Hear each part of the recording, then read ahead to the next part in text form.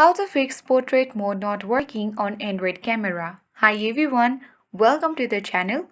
This is Rose and without further ado, let's begin. First restart your phone. Hold power button on your device and simply swipe towards restart. Sometimes a quick restart can solve minor glitches like portrait mode not working on your camera. And after that you need to check if portrait mode is working or not. You need to simply clean the camera lens. Dirt, fingerprints, or smudges on the lens can interfere with portrait mode.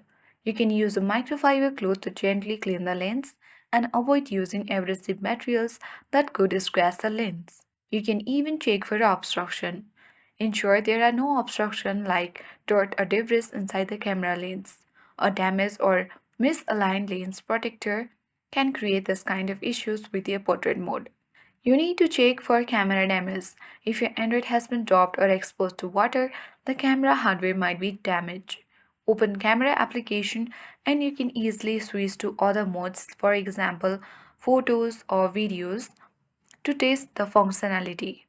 If portrait mode doesn't work but other modes do, you can easily visit the technical center or authorized repair center.